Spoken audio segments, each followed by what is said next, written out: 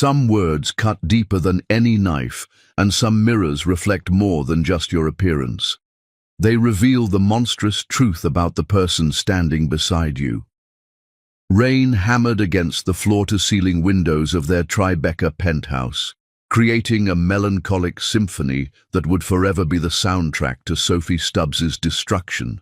Nothing could have prepared her for the crescendo of cruelty about to shatter her world beyond repair. "Look at yourself, Sophie." The words dripped venom as Corbin Stubbs positioned himself behind his wife at their bedroom mirror, his reflection radiating disgust. Sophie's hands shook as she smoothed the black dress, the same one she'd worn to 3 events this month because nothing else fit since the miscarriage. "You are ugly. No man would ever truly desire you. I only married you for convenience." The mirror revealed everything, Sophie's eyes filling with tears, her husband's contemptuous sneer, the extra weight that grief and medication had added to her frame. What it couldn't show was her heart splintering into fragments too small to ever rebuild. Corbin Stubbs commanded Manhattan's real estate empire, 47 million at 35, with razor-sharp features and Arctic blue eyes that made socialites swoon at charity galas. He controlled half of Tribeca's prime properties, his influence stretching from the financial district to Park Avenue penthouses.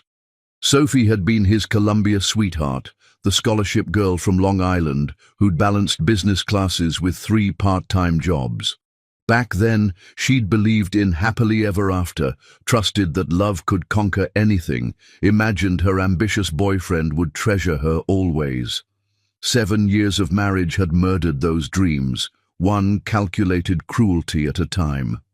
"I'm trying, Corbin," Sophie whispered, barely audible above the storm. "The doctor said it's normal after losing—" "After what? After you failed to give me an heir?" His laugh sliced through the air. "Madison doesn't make excuses. Madison takes care of herself. Madison Davis." The name struck like a physical blow. 28, blonde, blessed with a trust fund worth millions and a body that graced Society magazine covers. Sophie had suspected for months, noticed the secretive calls, the unexplained absences, the way Corbin's attention wandered at parties.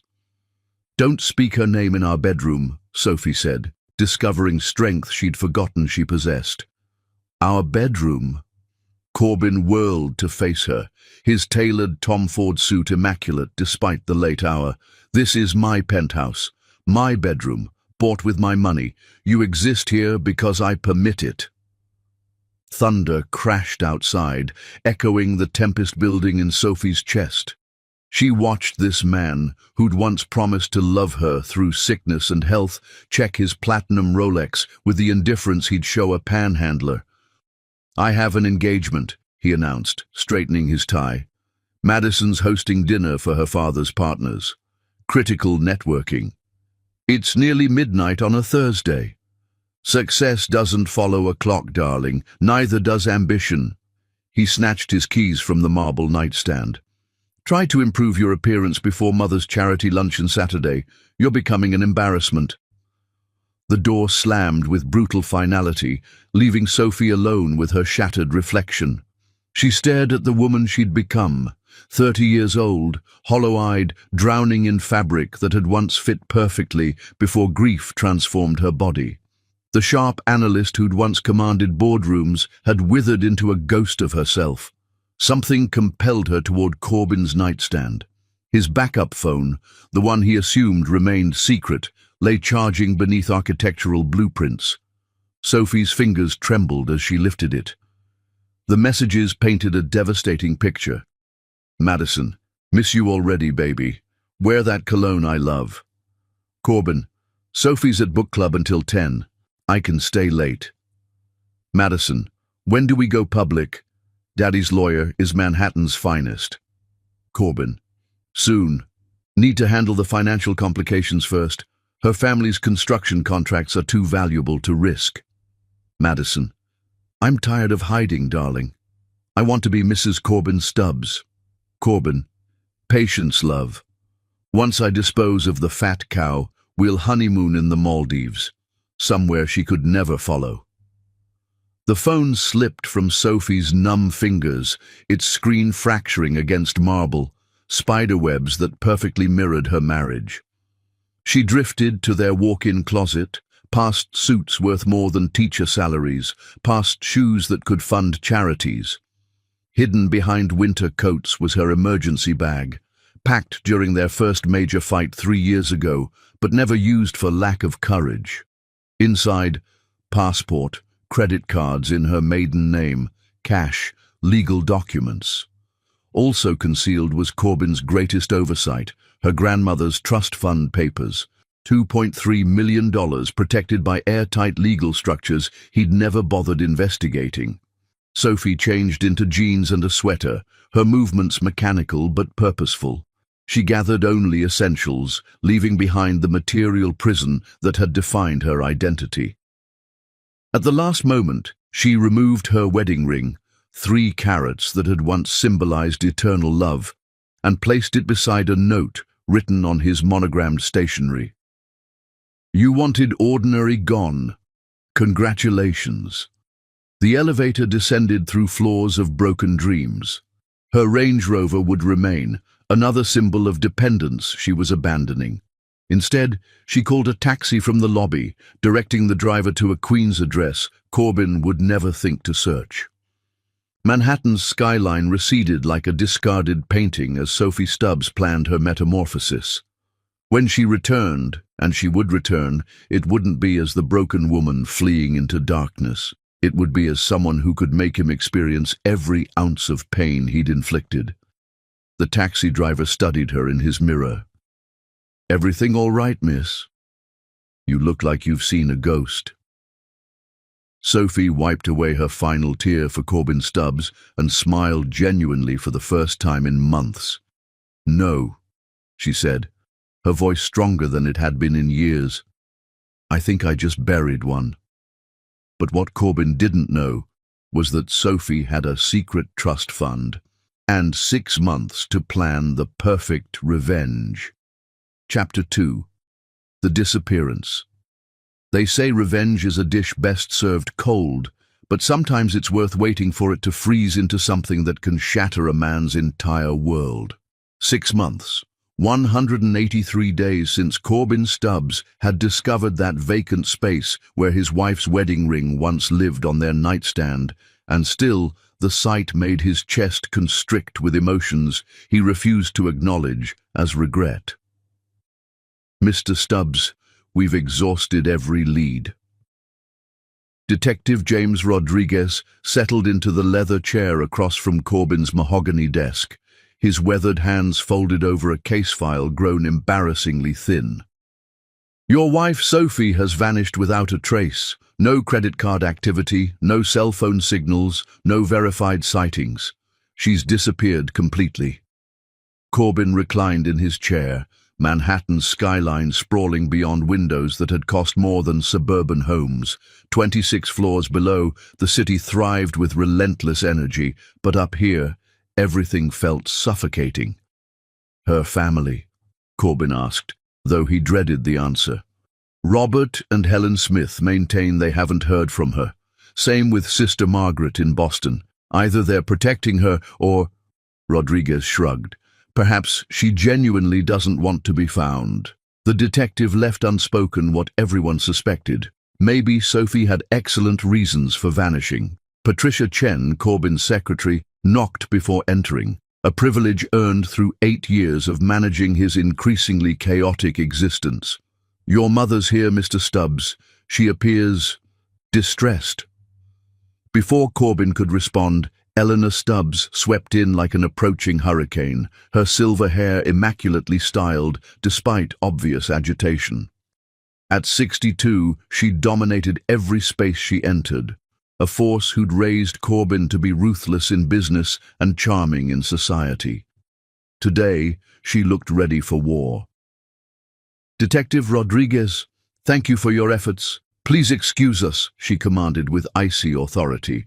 Rodriguez gathered his files efficiently. "I'll continue searching, Mr. Stubbs, but after 6 months, You should consider that your wife may prefer staying lost."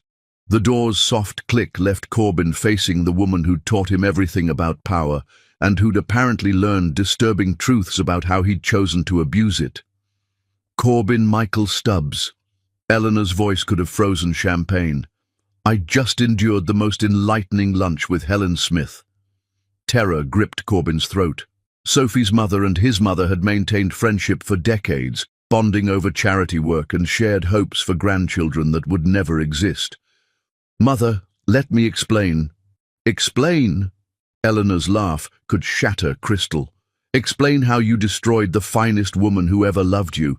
Explain how you humiliated someone who worshipped you completely. Explain how you made my dearest friend weep into her salad while recounting what kind of monster I raised." Each word struck like artillery fire. Corbin had witnessed his mother's anger before, when he'd wrecked her Bentley at 17, when he'd abandoned Harvard Business School for 6 months of European soul-searching. But this transcended anything he'd experienced. Sophie was fragile, Corbin protested weakly. She couldn't handle our lifestyle demands. She gained weight, stopped maintaining herself. "She lost your baby, you soulless bastard." Eleanor's composure shattered completely. "She miscarried your child, and instead of comforting her, you pursued that blonde parasite while making Sophie feel worthless." The intercom buzzed sharply. "Mr. Stubbs," Patricia's voice carried careful neutrality. "Ms. Davis has arrived for your lunch meeting." Eleanor's eyes turned predatory. "Perfect. Send her up. I'm eager to meet the woman who destroyed my son's marriage." "Mother, please don't what? Don't acknowledge that you discarded a woman who supported your dreams before you possessed a penny? Don't recognize that you're dating a child who only wants your bank account?" Madison Davis entered like she owned the building, all designer legs and practiced confidence. Her platinum hair caught afternoon sunlight through the windows, her smile radiating the artificial warmth of someone who'd never questioned her welcome. "Eleanor, how delightful seeing you again," Madison chirped, apparently oblivious to the Arctic atmosphere. "Madison!" Eleanor's tone could have wilted roses. "I was just departing. Corbin, we'll finish this conversation later, at home, where Sophie used to belong." The door slammed with enough force to rattle the windows. Madison gracefully claimed Rodriguez's vacated chair, crossing her legs with practiced elegance. "Your mother seems stressed. Perhaps she needs a spa retreat. Daddy always says tension ages women terribly." Corbin barely registered her words. His mind was calculating losses he was only beginning to comprehend. Eleanor's disapproval was personally devastating, but the business implications were catastrophic. Eleanor controlled the Stubbs family trust that had funded his initial developments. Without her support, his credit was already contracting. "Corbin." "Hello." Madison waved manicured fingers before his face. "I asked when we're announcing our engagement officially. The Whitneys are hosting their autumn gala next month, and I need to order my ring." "Ring?" Corbin struggled to focus. "Madison, we've discussed this. The divorce isn't finalized." "Divorce is irrelevant. Sophie's gone. She won't return." Madison's voice carried the casual cruelty of someone who'd never faced real consequences. "Besides, Daddy's attorneys say 6 months of abandonment provides grounds for divorce. We could marry by Christmas." Something twisted in Corbin's chest. Christmas. He remembered last year, Sophie making her grandmother's pancakes while wearing his Columbia shirt, her hair messy from sleep, laughing at his terrible jokes. She'd been luminous then, beautiful in ways that transcended makeup or designer clothes. "I need time to think," Corbin said. Madison's perfect smile wavered. "Think about what?" "We've planned this for months." The intercom buzzed again. "Mr. Stubbs, William Anderson is here. He says it's urgent." William Anderson entered like a man bearing catastrophic news, his usual jovial demeanor replaced by grim concern. At 55, he'd mentored Corbin for a decade, helping build Stubbs Development into Manhattan's premier real estate firm. "Madison, would you excuse us?" William's tone was polite but inflexible. "Actually, Madison should hear this," Corbin said, surprising himself. "If we're marrying, she should understand the business." William's expression darkened further. "Corbin, we need privacy." "Just tell me, William." "Fine." William slammed a folder onto the desk. "Morrison project is dead. They're withdrawing completely. Brooklyn development investors want an emergency meeting to reassess their position. The city's affordable housing contract has been mysteriously delayed." Blood drained from Corbin's face. Those 3 projects represented over $200 million in potential revenue. "That's impossible. Morrison was guaranteed." "Was past tense." William's voice carried unfamiliar weight. "Apparently, they have concerns about organizational stability." "Meaning what?" William glanced meaningfully at Madison, then back at Corbin. "Meaning someone with serious influence has been making strategic calls. Someone determined to see Stubbs Development collapse." Silence filled the room except for Manhattan's distant traffic hum 26 floors below. Madison stood abruptly, clutching her designer bag with white knuckles. "I should leave. Daddy expects me for dinner." She kissed Corbin's cheek again, but this time it felt calculated, cold. "Call when you've resolved this mess, darling. I'm sure it's just a misunderstanding." After her departure, William poured himself scotch from Corbin's bar without permission, something unprecedented in 10 years of partnership. "Want to explain what really happened with Sophie?" William asked quietly. "She left. That's everything." "Bullshit." William's voice was soft but adamant. "Sophie Smith was the most brilliant woman I've known. She's also the only person who made you act human instead of like a spreadsheet. So I'll ask again, what did you do?" Corbin stared at the city that had once felt like his empire. Now it seemed like a prison, and he suspected the walls were closing in faster than he'd realized.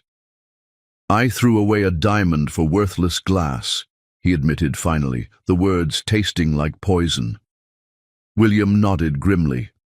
"Then God help you, son. Because if Sophie's half as smart as I believe, you're about to discover exactly what you lost." But karma was preparing the shock of his lifetime. Because Sophie wasn't just coming back, she was coming back transformed. Chapter 3. The Vision Reborn.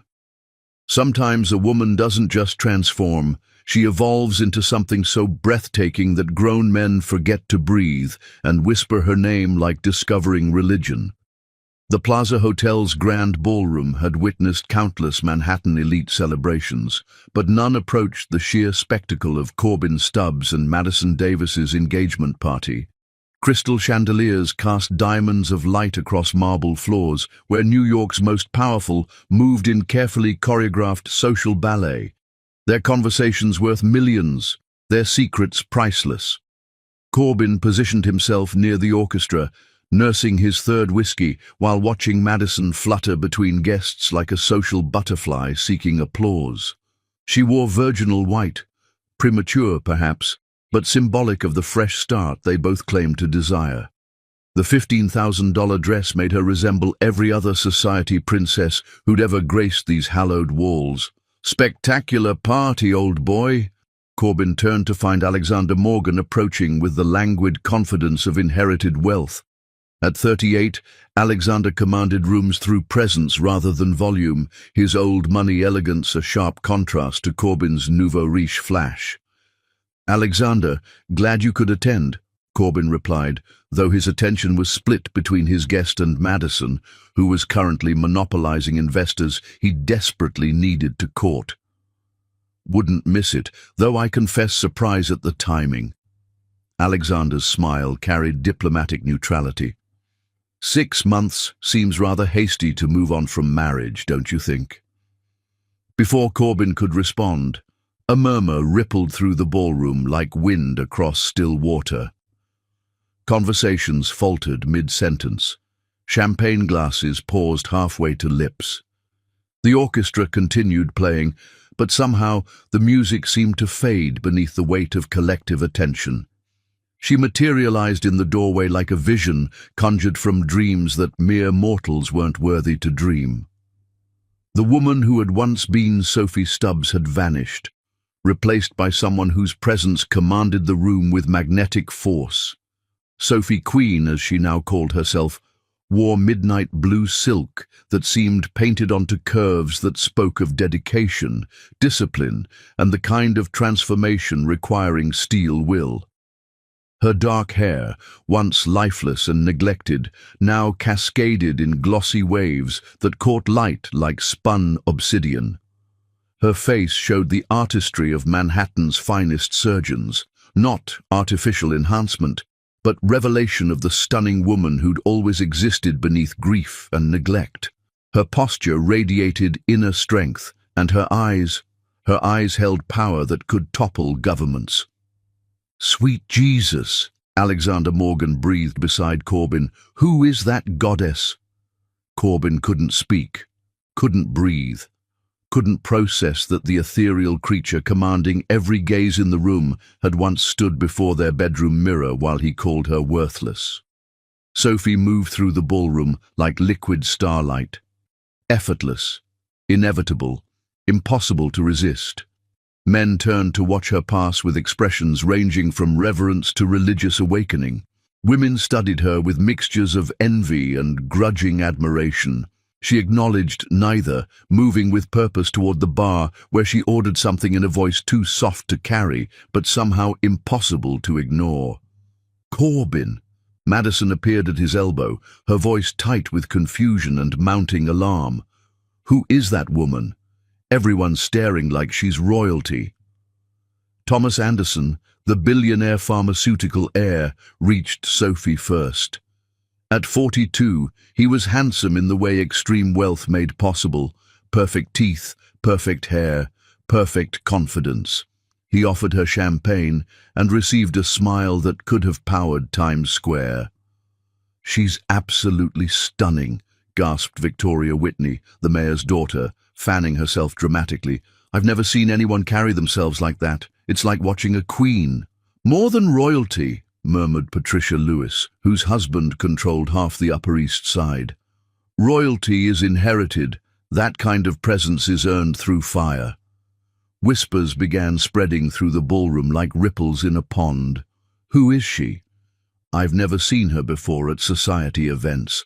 Look at that gown. That's custom Versace, easily 50,000. Did you see how Thomas Anderson approached her? He never approaches anyone first. She's not wearing a wedding ring. My God, she's absolutely magnificent."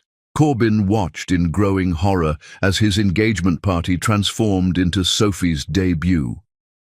Every conversation now revolved around speculation about the mysterious beauty who'd appeared like a force of nature. Madison's white dress suddenly seemed amateur, her carefully planned entrance forgotten, her moment stolen by a woman who wasn't even trying to compete. "Madison," Corbin said slowly, his voice sounding foreign to his own ears. "Perhaps we should announce the engagement." But Madison wasn't listening. She was staring at Sophie with the expression of someone solving a puzzle she didn't want to complete. "Those cheekbones," Madison whispered. "Those eyes. Corbin, she looks familiar somehow." Benjamin Davis, Madison's cousin and a federal judge, approached their group with unusual excitement. "Have you seen the woman by the bar? I swear I recognize her from somewhere, but I can't place where." Sophie turned at that moment, her gaze sweeping across the ballroom with casual indifference until it found Corbin. For exactly 3 heartbeats, their eyes met across the crowded room. In those 3 heartbeats, Corbin felt the full weight of what he'd destroyed crash down on him like a collapsing skyscraper. Her expression didn't change. She didn't smile, didn't frown, didn't acknowledge him in any way an observer would notice. But in those 3 heartbeats, Corbin saw something in her eyes that made his knees weak. Complete and total indifference. She turned back to Thomas Anderson, laughing at something he'd whispered with genuine delight, and Corbin realized that the woman who had once loved him desperately now felt absolutely nothing for him. "Oh my God!" Madison's voice emerged as a strangled whisper. "Oh my God, Corbin! That's her, isn't it? That's Sophie!" The words carried further than Madison intended. Conversations stopped, heads turned, the orchestra played on, but the ballroom had become a theater, and they were all witnessing the most dramatic performance of the social season. "Sophie!" Victoria Whitney's voice was loud enough to carry across half the room. "As in Sophie Stubbs? Corbin's ex-wife?" The whispers exploded into shocked murmurs. "That's Sophie Stubbs. The woman he left for Madison. But she's absolutely gorgeous. How could anyone leave someone who looks like that? What was he thinking? The man must have been blind." Judge Benjamin Davis laughed, a sound carrying clear disapproval. "Well, I'll be damned. Corbin, you magnificent fool. Do you comprehend what you've done?" At the bar, Sophie showed no sign of hearing the commotion. She was deep in conversation with Thomas Anderson, who seemed utterly captivated by whatever wisdom she was sharing. As Corbin watched, she placed her hand briefly on Thomas's arm, a casual gesture that somehow seemed more intimate than any kiss. Alexander Morgan shook his head in amazement. "I've witnessed some colossal mistakes in my time, old boy, but this might be the greatest blunder in Manhattan social history." "She's breathtaking," breathed Eleanor Hoffman, the governor's wife. "Absolutely radiant. How tragic. He left a diamond for fool's gold." Madison heard the comment and went deathly pale. "I need air," she whispered. And before Corbin could stop her, she was fleeing toward the terrace with tears streaming down her face. The engagement party continued, but the focus had irreversibly shifted. Sophie Queen had become the center of attention without effort, without design, simply by existing in a space where everyone could witness what Corbin Stubbs had been stupid enough to discard. As the evening progressed, a steady stream of Manhattan's most eligible bachelors found reasons to approach the bar. Sophie received their attention with gracious ease, making each feel clever and important while giving none more encouragement than polite conversation warranted. Corbin stood frozen in place, watching his former wife, transformed into someone he barely recognized, command the room that was supposed to celebrate his new beginning. The whiskey in his hand might as well have been poison. His mouth was dust, his palms were sweating, and for the first time in his adult life, he felt completely powerless. "You should approach her," Alexander suggested quietly. "Apologize. Explain." "Explain what? That I was blind? That I was cruel? That I destroyed the best thing in my life because I was too arrogant to see her worth?" Corbin's voice was barely audible. "Yes, exactly that." But as Corbin watched Sophie laugh at something Thomas Anderson whispered in her ear, he realized that some mistakes were too catastrophic for apologies. Some bridges, once incinerated, could never be rebuilt. The irony was exquisite and devastating. The woman he'd once called ordinary had become the most extraordinary person in the room, and she was so far beyond his reach that he might as well have been invisible. He stood there drowning in regret while his engagement party continued around him, and Sophie Queen, the phoenix that had risen from the ashes of Sophie Stubbs, continued to shine like a star he'd been too blind to see when it was his to cherish. But regret was only the beginning of his punishment. Chapter 4. The Flowers in the Rain. There's something profoundly pathetic about watching a powerful man reduced to begging in a downpour, clutching wilted flowers like they could somehow resurrect the love he murdered with his own hands.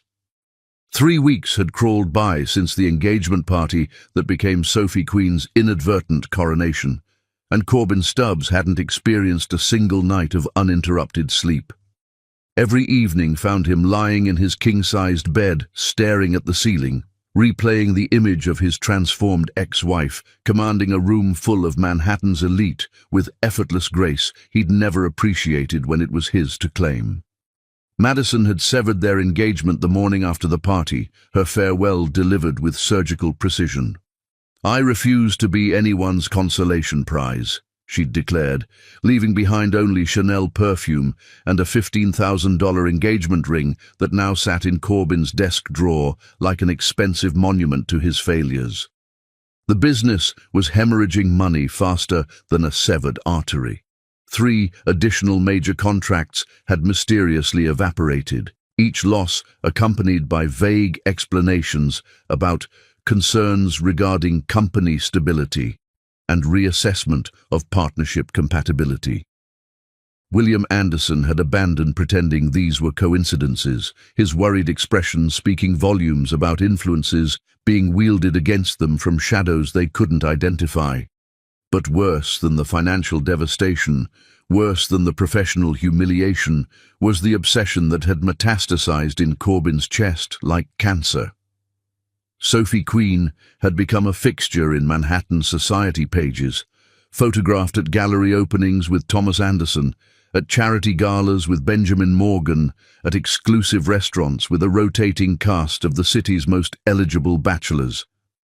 Each photo was a dagger to his pride, each headline a reminder of what he'd discarded.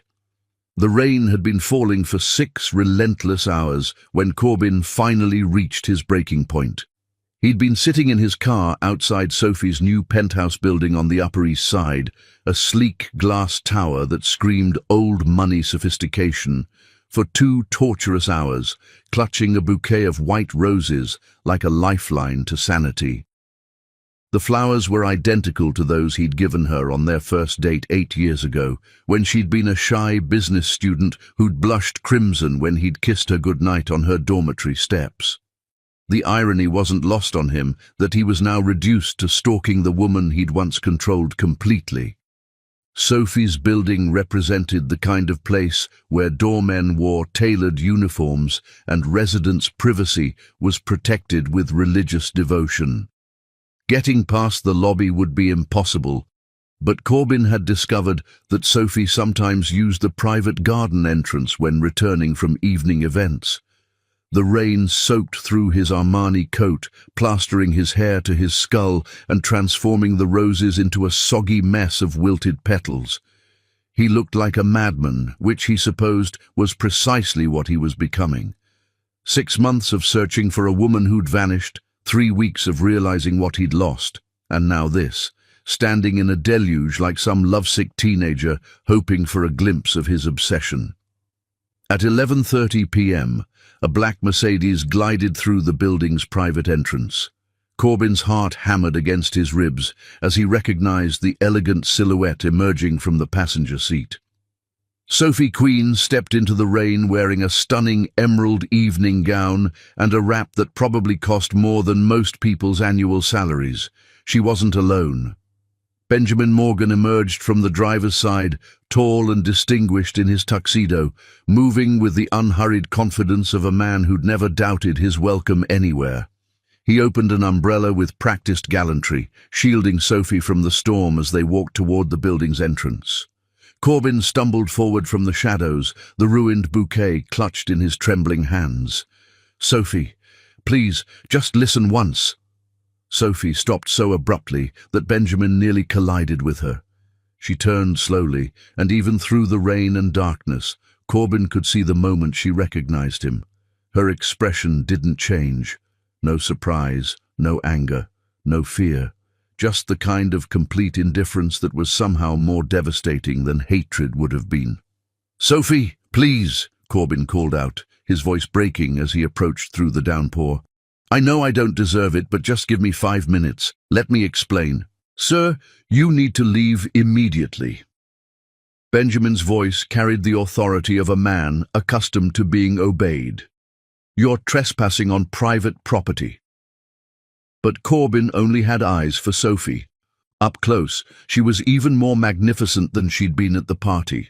The rain had turned her dark hair sleek and glossy, framing a face that belonged in Renaissance masterpieces. Her green eyes he'd once dismissed as plain, now seemed to hold depths he'd never bothered to explore. "These are for you," he said pathetically, extending the bedraggled roses. "Remember, our first date? You said they were the most beautiful flowers you'd ever seen." Sophie looked at the ruined bouquet for exactly 2 seconds. Then she adjusted her wrap and continued walking toward the building entrance, Benjamin's umbrella shielding only herself from the storm. "Sophie!" Corbin's voice cracked with anguish. "I'm sorry. I'm so fucking sorry. I know I was wrong. I know I hurt you, but please just talk to me." She didn't even pause. Benjamin Morgan stopped, however, turning back with an expression that could have frozen the Hudson River. "Listen carefully, Mr. Stubbs. Ms. Queen has made it crystal clear that she has no interest in speaking with you. If you continue this harassment, I'll be forced to involve the authorities." "Harassment? She's my wife." "Ex-wife," Benjamin corrected coldly. "And even if she weren't, standing in the rain, stalking a woman who wants nothing to do with you is the behavior of a predator, not a husband." The words hit Corbin like individual punches. He watched helplessly as Benjamin escorted Sophie into the building, his protective gesture speaking of intimacy and care that Corbin had never shown the woman he'd claimed to love. The lobby doors closed with a soft thud that seemed to echo through the vacant courtyard. Corbin stood alone in the rain, holding wilted flowers and drowning in the silence that cut deeper than any screamed accusations could have. Sophie's silence was surgical in its precision. She hadn't called him names, hadn't told him he was pathetic, hadn't even acknowledged that he existed. She'd simply continued living her life as if he were no more significant than a stranger asking for directions. The rain intensified, turning the courtyard into a small lake. Corbin's shoes were ruined, his suit was destroyed, and the roses had disintegrated into a collection of brown petals that looked like the remnants of his marriage. He thought about their early days, when Sophie would illuminate whenever he entered a room. She'd been so eager to please him, so grateful for his attention, so desperately in love with the idea of being chosen by someone like him. He'd taken that devotion for granted, had seen it as weakness instead of recognizing it as the rare and precious gift it was. Now she looked through him like he was made of glass. A security guard appeared from the building, his expression professional but firm. "Sir, I'm going to have to ask you to leave the premises. This is private property." Corbin looked up at the building's towering facade, trying to guess which lights belonged to Sophie's apartment. Was she up there now, telling Benjamin about the pathetic man who'd ambushed her in the rain? Were they laughing about his ruined flowers, his obvious desperation? Or, and this was somehow worse, was she not thinking about him at all? "Sir," the security guard's voice was more insistent now. Corbin dropped the destroyed bouquet and walked back to his car, each step feeling like surrender. His hands shook as he started the engine, the dashboard lights illuminating a face that looked 10 years older than it had that morning. As he drove through the rain-soaked streets of Manhattan, past buildings he'd once felt destined to own, Corbin realized that Sophie's silence was the most eloquent condemnation he'd ever received. She didn't need to tell him he was pathetic. Her indifference spoke volumes about how thoroughly he'd destroyed any feelings she'd once harbored for him. He'd stood in the rain, begging for scraps of attention from a woman who'd once loved him unconditionally, and she'd given him exactly what he deserved, nothing. The irony was bitter and perfect. He'd spent 7 years taking Sophie's love for granted, dismissing her attempts to please him, ignoring her frantic desire for his approval. Now their roles were reversed, and he was the one begging for acknowledgement from someone who had learned to live without him. By the time he reached his empty penthouse, Corbin understood that this was only the beginning of his punishment. Sophie Queen wasn't going to scream at him or demand explanations or give him the dramatic confrontation his guilt craved. She was going to do something far more devastating. She was going to continue being magnificent while treating him like he'd never existed. That silence tortured him more than her anger ever could. Chapter 5. The Public Apology. Pride is a fortress that protects a man's ego from reality, But sometimes desperation becomes a battering ram that brings even the strongest walls crashing down in the most spectacular and mortifying way possible. The Columbia University Business School auditorium buzzed with anticipation as 200 MBA students settled into their seats for what promised to be one of the semester's most anticipated guest lectures. The topic was Strategic Corporate Transformation in the Digital Age, and the speaker was Sophie Queen, the enigmatic businesswoman who'd seemingly materialized from nowhere to become one of Manhattan's most sought-after consultants. Professor Michael Chen stood at the podium, adjusting his microphone as he prepared to introduce the woman whose reputation had preceded her into academic circles like wildfire. Ladies and gentlemen, it's my privilege to introduce someone who has revolutionized 3 Fortune 500 companies in the past 6 months, whose insights have been featured in Harvard Business Review, and whose transformation strategies have become the gold standard for corporate evolution.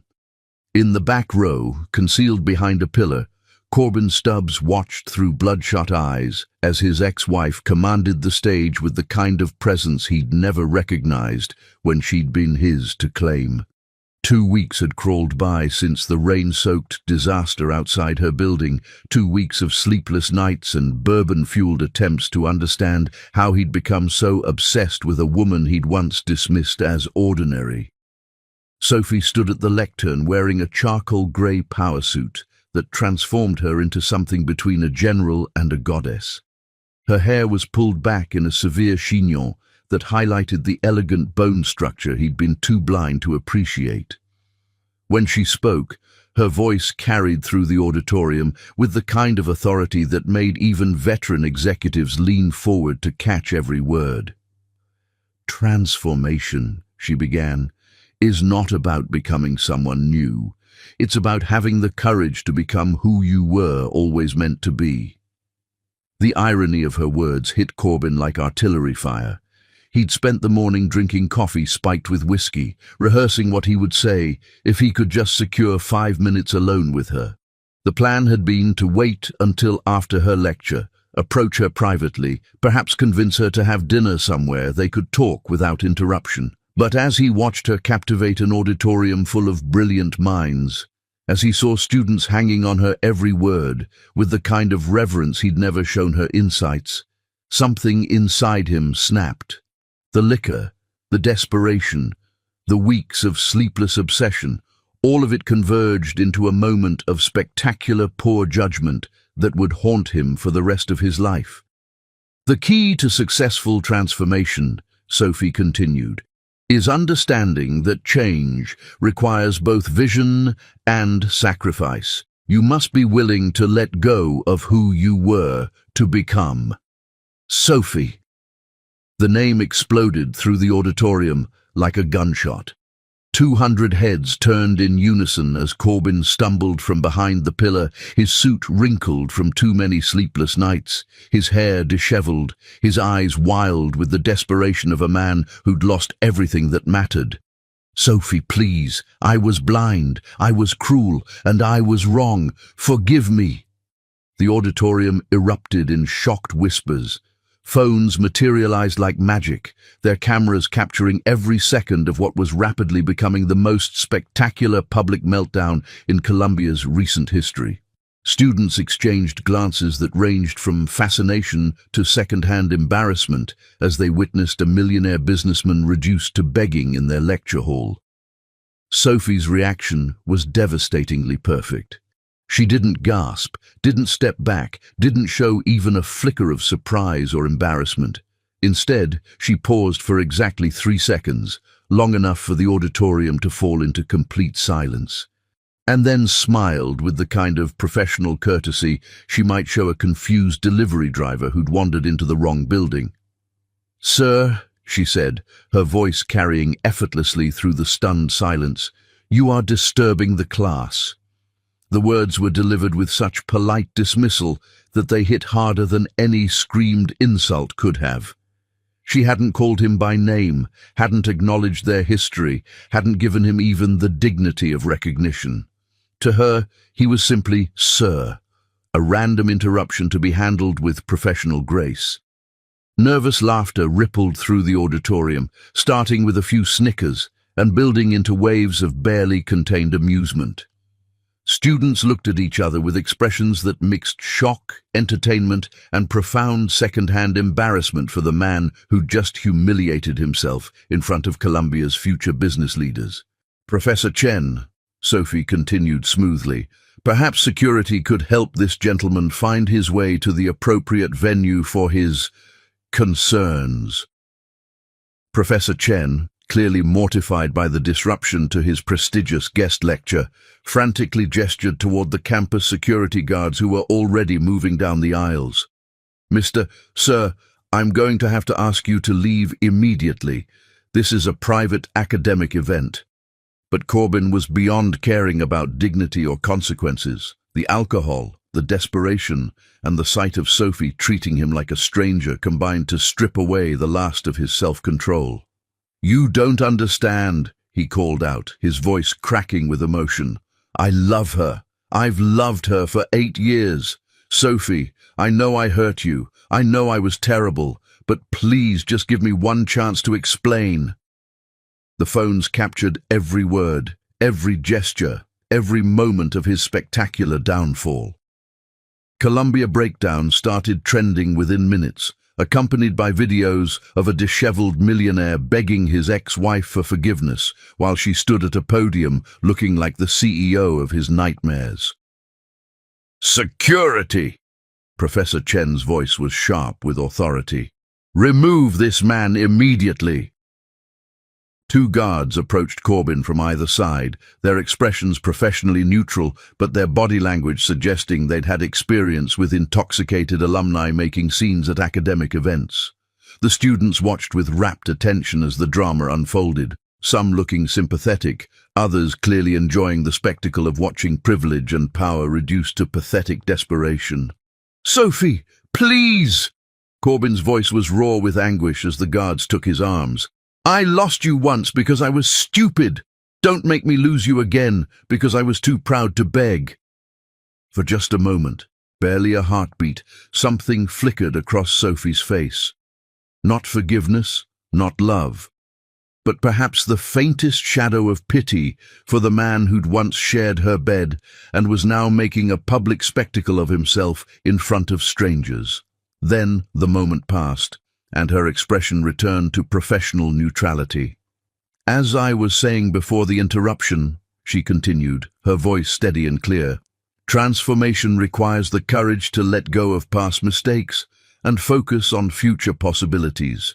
Moving forward often means accepting that some chapters of our lives have ended permanently." The message was unmistakable, and the students understood it perfectly. Several of them actually applauded, not for Corbin's removal, but for Sophie's masterful handling of what could have been a mortifying situation. As the security guards escorted him from the auditorium, Corbin heard the laughter following him like a soundtrack to his degradation. Not cruel laughter, but the kind of nervous amusement that erupted when people witnessed something so awkward they didn't know how else to react. The doors closed behind him with a finality that echoed through the hallway. Through the windows, he could see Sophie continuing her lecture as if nothing had happened, commanding the room with the same effortless authority she'd displayed before his interruption. Within hours, the videos would be everywhere. Millionaire Meltdown would trend on Twitter. Business blogs would pick up the story, turning his public degradation into case studies about the dangers of mixing personal drama with professional settings. His mother would call, his business partners would express concern, and his reputation would take another devastating hit. But as Corbin stumbled across Columbia's campus in the afternoon sunlight, none of that mattered as much as the realization that Sophie had handled his desperate proclamation of love with the same cool professionalism she might show a difficult client. She hadn't been angry or hurt, or even particularly surprised. She'd simply managed the situation. He'd poured out his heart in front of 200 witnesses, had sacrificed the last of his dignity on the altar of his obsession, and she'd treated it like a minor scheduling inconvenience. The message was clear. Sophie Queen had evolved beyond the reach of Corbin Stubbs's regrets, and all the public apologies in the world wouldn't change the fact that she'd learned to live without him. His phone buzzed with notifications. Twitter mentions, news alerts, text messages from colleagues who'd already seen the videos. The shame was going viral in real time, ensuring that his spectacular failure would be preserved forever in the digital amber of social media. As he reached his car, Corbin realized that this was what rock bottom looked like, standing in a parking lot while the entire internet watched him beg for forgiveness from a woman who'd responded by calling him sir. Yet even humiliation couldn't kill his hope. Chapter 6. The ring returned. Some gestures are meant to heal old wounds, but when they're performed by the wrong person at the wrong time, they become monuments to delusion and the desperate refusal to accept that some stories have already ended. The Tiffany & Company box sat on Corbin's desk like a small blue accusation, its presence haunting him for 3 days since he'd retrieved it from the vault where he'd stored it after Madison's departure.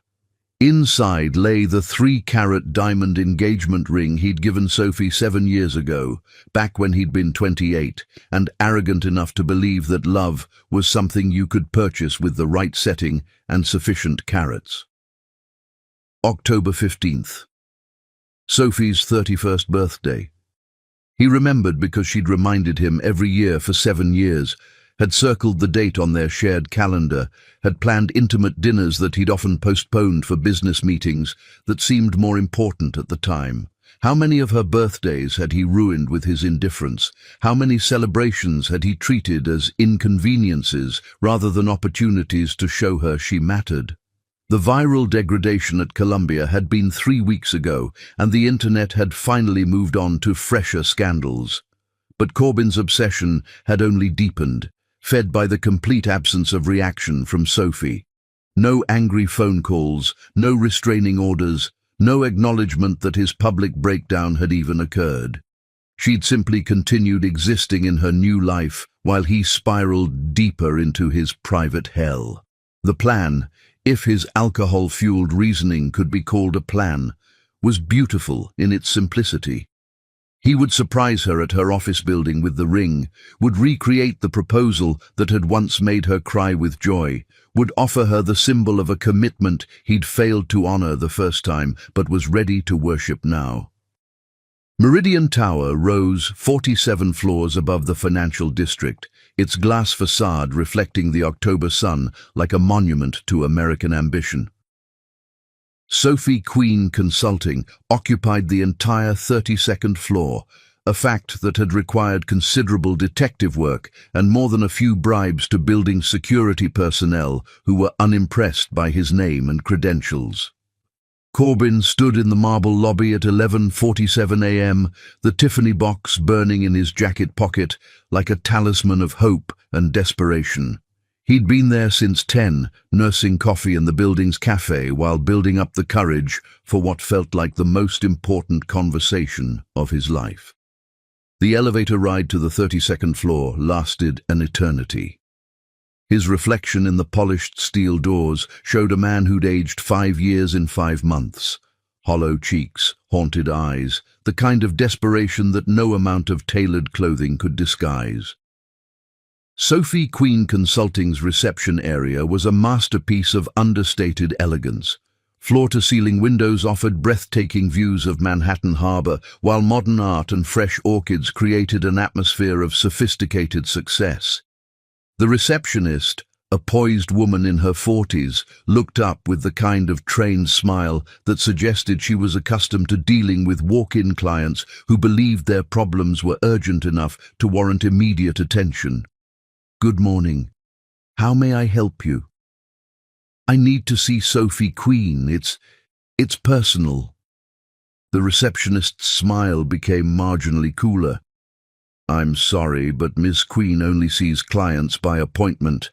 If you'd like to schedule a consultation, I can check her availability for next month." "Next month?" Corbin's voice cracked with disbelief. "No, you don't understand. I'm Corbin Stubbs. I was her husband." Recognition flickered across the receptionist's features, quickly replaced by the kind of neutral efficiency that suggested she'd been briefed on exactly this scenario. "I see. Mr. Stubbs, I'm afraid Ms. Queen is in meetings all day. However, I'd be happy to take a message." "A message?" The words came out louder than he'd intended, drawing glances from other visitors in the reception area. "I need to see her. Today. It's her birthday. Sir, I understand this may be important to you, but 5 minutes. That's all I need. 5 minutes to explain, to apologize, to—" He pulled the Tiffany box from his pocket, holding it like evidence in his own defense. "To give her this." The receptionist's expression shifted from courtesy to something approaching pity. "Mr. Stubbs, please understand that Ms. Queen has been very clear about her preferences regarding personal visits. I cannot interrupt her schedule for unannounced appointments." Through the glass walls of the reception area, Corbin could see figures moving in the conference rooms beyond. Was Sophie in one of those rooms? Was she close enough to reach if he could just get past this guardian at the gates? "Please," he said, the words scraping his throat raw. "It's her birthday. I know I don't deserve her time, but just give her the ring. Tell her I remember now. Tell her I remember everything." The elevator dinged behind him, and Corbin's heart stopped as he recognized the voice that emerged from it. "Jennifer, has the Morrison contract been finalized? I want to review the liability clauses before—" Sophie Queen stepped into the reception area, wearing a navy blue dress that transformed her into something between a CEO and a work of art. Her hair was shorter than it had been at Columbia, cut in a sharp bob that framed her face with geometric precision. She carried herself with the kind of confidence that spoke of someone who'd learned to navigate rooms full of men who underestimated her and had taught them all to regret that mistake. She saw him immediately, of course. There was no moment of surprise, no shock of recognition, no pause in her perfectly controlled composure. She simply acknowledged his presence the way she might notice a piece of furniture that had been rearranged while she was out. "Mr. Stubbs." Her voice was coolly neutral, the same tone she might use to address a vendor who'd shown up with the wrong delivery. "This is unexpected. Sophie." Her name came out as a prayer, a plea, a frantic attempt to bridge the chasm that had opened between them. "I know I don't have an appointment, but it's your birthday and I needed to give you this." He held out the Tiffany box with trembling hands, the small blue cube representing every regret, every sleepless night, every moment of frantic realization that he'd thrown away something irreplaceable. Sophie looked at the box for exactly 3 seconds. When she raised her eyes to meet his, Corbin saw nothing. No anger, no hurt, no curiosity about what might be inside, just the kind of polite indifference she might show a stranger offering directions to somewhere she didn't want to go. "Let me start again," he continued, his voice breaking as he dropped to one knee in the reception area of her company, surrounded by clients and employees who were now witnessing the second public degradation of his life. "Sophie, I was blind. I was cruel. I threw away the best thing that ever happened to me because I was too stupid to see what I had." The ring box opened with a soft click, revealing the diamond that had once symbolized their future. In the harsh fluorescent lighting of the office building, it looked smaller than he remembered, less impressive, like a prop from a play he could no longer remember the lines to. "This ring," he said, his voice barely above a whisper. "I gave it to you when I thought love was something you could buy. When I thought marriage was a business transaction. I know better now. I know what I lost. Please, Sophie, let me start again." Sophie looked down at him with an expression that might have been pity or might have been simple observation of a pathetic spectacle. When she finally spoke, her words fell like stones into still water. "That ring carries your betrayal, not your love." The words were spoken softly, without venom or anger, but they hit Corbin with the force of physical blows. She wasn't screaming at him, or demanding explanations, or giving him the dramatic reaction his guilt craved. She was simply stating a fact as immutable as gravity. "Sophie, please. I have a meeting in 5 minutes, Mr. Stubbs. I suggest you take your ring and leave." She turned toward her office without another word, her heels clicking against the marble floor with the steady rhythm of someone who had more important places to be. At her office door, she paused and spoke to her receptionist without looking back. "Jennifer, please call security if Mr. Stubbs isn't gone in 2 minutes, and in the future, Mr. Stubbs is not to be admitted to this floor under any circumstances." The door closed behind her with a soft click that seemed to echo through the sudden silence of the reception area. Corbin knelt there on the marble floor, holding an engagement ring that no longer had any meaning, surrounded by strangers who'd witnessed his second spectacular failure in 3 weeks. The receptionist looked at him with professional sympathy, the kind reserved for people who were clearly having mental health episodes in public spaces. "Sir, I'm going to have to ask you to leave." He closed the ring box with fingers that felt like they belonged to someone else and struggled to his feet.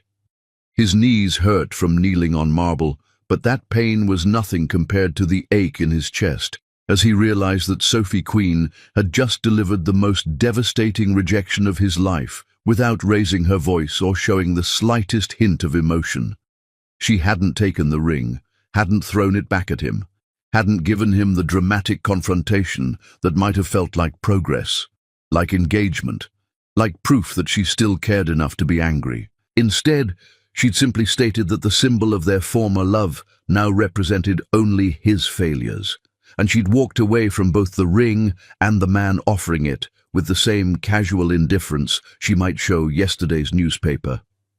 As the elevator descended toward the lobby, Corbin understood that he'd just been erased, not destroyed, not defeated, but simply made irrelevant to the life of the woman who'd once loved him more than her own happiness. The ring box felt heavier in his pocket than it had going up, weighted down with the knowledge that some gestures were too little, too late, and that some wounds once inflicted could never be healed by the very hands that had caused them. Every rejection only made him burn with more desperation. Chapter 7. The Family Intervention. When a man has lost everything else, he often turns to the one place he believes love should be unconditional, only to discover that some betrayals are so complete they poison even the deepest wells of family loyalty. The Long Island estate where Sophie had grown up stretched across 3 manicured acres of autumn perfection, its colonial architecture speaking of traditional values and the kind of middle-class prosperity that had built America's suburbs. Oak trees shed golden leaves across the circular driveway, where Corbin's BMW looked conspicuously out of place among the practical sedans and SUVs that belonged to people who worked for their money rather than inheriting it. He sat in his car for 20 agonizing minutes, gathering courage to approach the front door of a house he'd visited dozens of times during his courtship of Sophie but hadn't seen since their wedding 7 years ago. Back then, he'd been the golden boy, Columbia graduate, rising real estate star, the handsome prince who'd rescued their daughter from a life of financial uncertainty. Robert and Helen Smith had welcomed him like the son they'd never had, proud that their brilliant daughter had captured the heart of someone so obviously destined for success.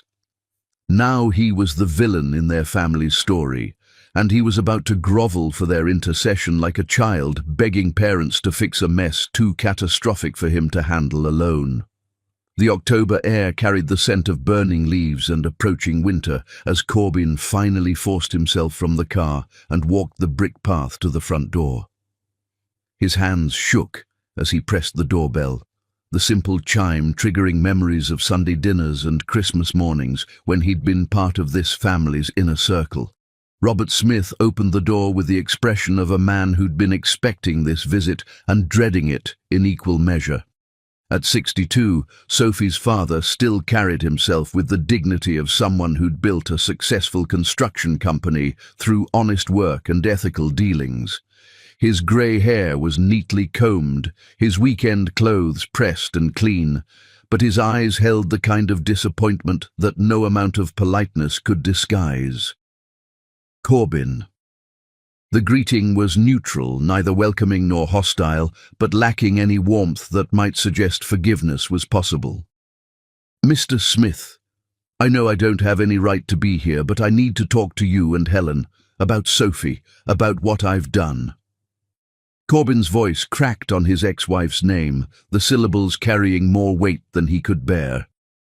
Robert studied him for a long moment, taking in the hollow cheeks, the haunted eyes, the expensive suit that couldn't disguise the desperation bleeding through his carefully maintained facade. Finally, he stepped aside. "Come in. Helen's in the kitchen." The Smith family home hadn't changed in 7 years. The same photographs lined the hallway, Sophie's graduation pictures, family vacations, wedding photos that now seemed like evidence from a crime scene. Corbin's image appeared in several frames, but someone had clearly been through them recently, removing the pictures that featured him too prominently. What remained were careful crops that included him only as necessary background to preserve Sophie's memories. Helen Smith stood at the kitchen sink, her back rigid with the kind of tension that suggested she'd been preparing for this confrontation. At 59, she retained the graceful beauty that Sophie had inherited, though months of worry had added lines around her eyes that spoke of sleepless nights spent wondering how her daughter was healing from wounds too deep to discuss over Sunday phone calls. "Helen," Corbin said softly. She turned slowly, and the expression on her face nearly brought him to his knees. It wasn't anger or hatred. It was something far more devastating. It was the look of a mother who'd watched her child suffer and knew exactly who was responsible for that suffering. Corbin. Her voice carried the weight of every tear Sophie had shed, every phone call where her daughter had tried to hide her pain. Every sleepless night, Helen had spent imagining the cruelty that had driven her child to disappear for 6 months without contact. "You look terrible." The observation was delivered without satisfaction or sympathy, just stated as fact. Corbin did look terrible. He'd lost 25 pounds, had aged 5 years in 5 months, and currently resembled a scarecrow dressed in designer clothing. "I deserve that," he said, his voice barely above a whisper. "I deserve far worse." "Yes," Helen said simply, "you do." Robert gestured toward the kitchen table where they'd shared so many family meals in happier times. "Sit down, son. Say what you came to say." The endearment, "son," hit Corbin like a physical blow.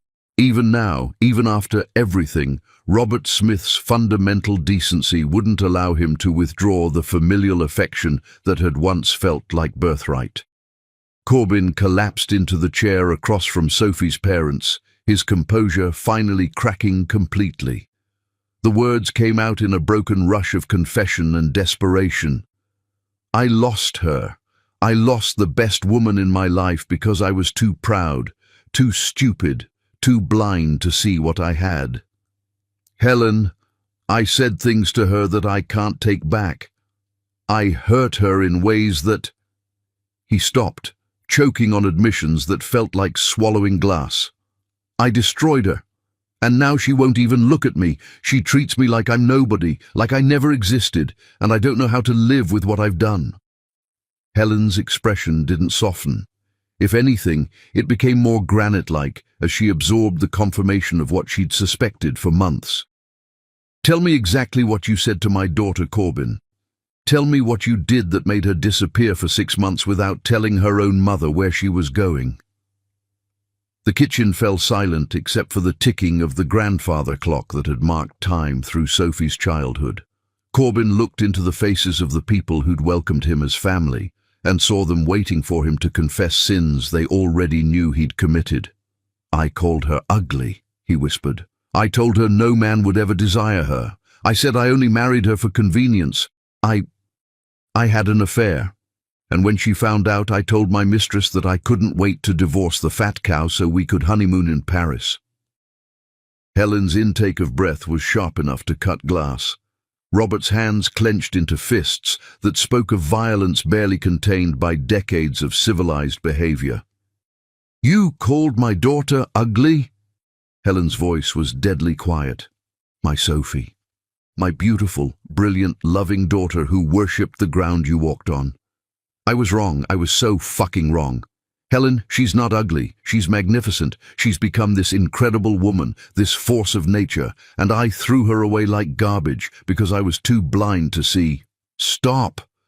Robert's voice carried the authority of a man who'd spent 40 years managing construction crews and brooked no arguments when safety was at stake. "Just stop talking, Corbin. You don't get to sit in my kitchen and praise my daughter's beauty now that she's learned to live without you. I know I don't deserve forgiveness. I know I don't deserve another chance. But maybe if you talked to her, if you told her how sorry I am." "No." The single word came from the kitchen doorway. All three of them turned to see Sophie standing there, her hand still on the door handle, her face a mask of composure that couldn't quite hide the pain underneath. She was more beautiful than she'd ever been, wearing jeans and a cashmere sweater that somehow looked more elegant than any evening gown.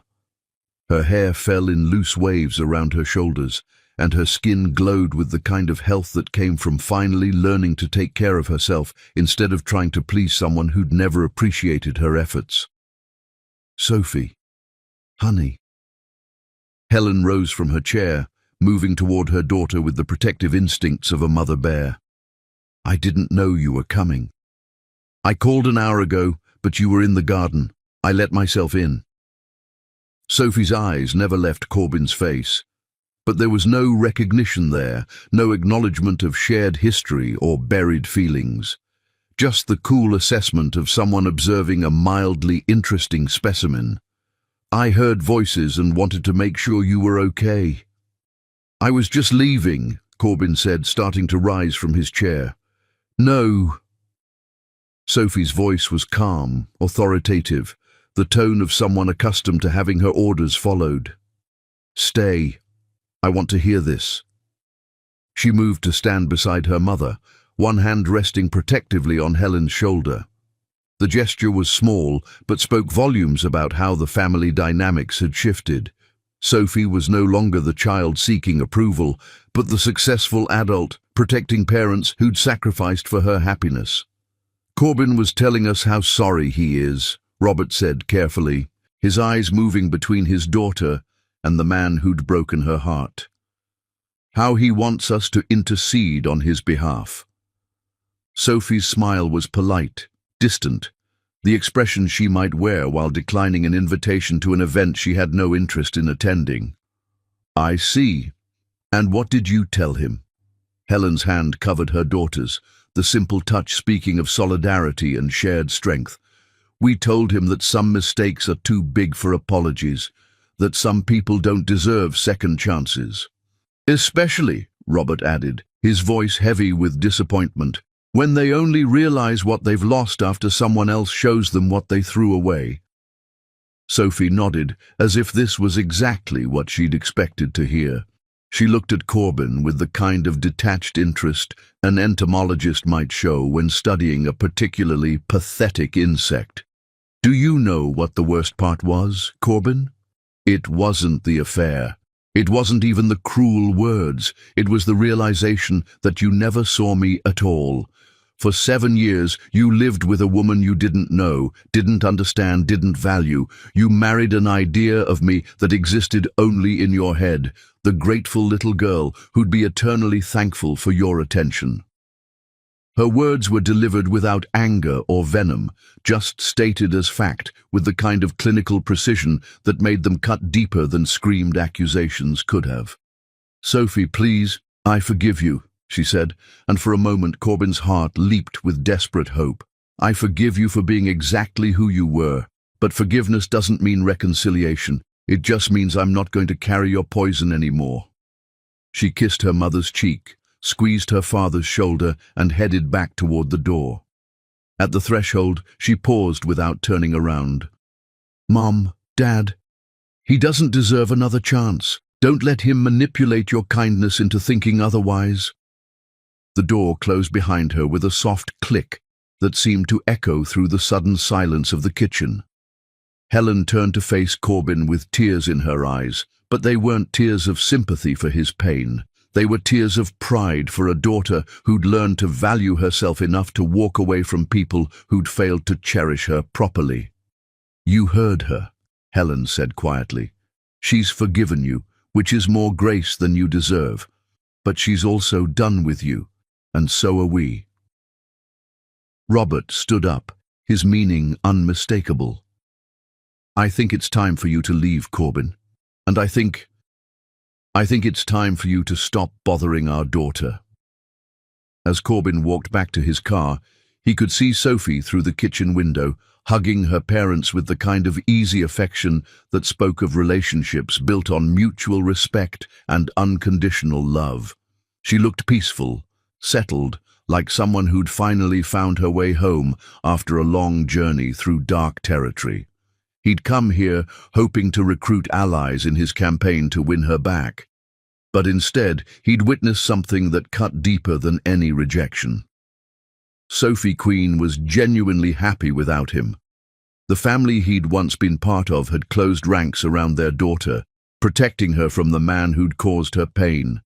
And Sophie herself had delivered the most devastating blow of all. Not anger, not hatred, but complete indifference wrapped in forgiveness that felt like a funeral blessing. It seemed his last chance was slipping away. Chapter 8. The Breaking Point. There comes a moment in every man's descent when the bottom reveals itself to be not a destination, but a trapdoor leading to depths he never imagined possible. And sometimes the only way out is to fall so far that dignity becomes a luxury he can no longer afford. November in Manhattan carried the bite of approaching winter, and Corbin Stubbs felt every degree of it in his bones as he sat in his empty penthouse, staring at the wall of windows that had once made him feel like he ruled the city spread out below. Now those same windows felt like the barriers of an aquarium, separating him from a world that continued spinning without his participation or permission. The business was dying a slow, agonizing death. 3 more contracts had evaporated in the past week, each cancellation accompanied by the same vague explanations about strategic realignment and concerns about company stability that had become the soundtrack to his professional destruction.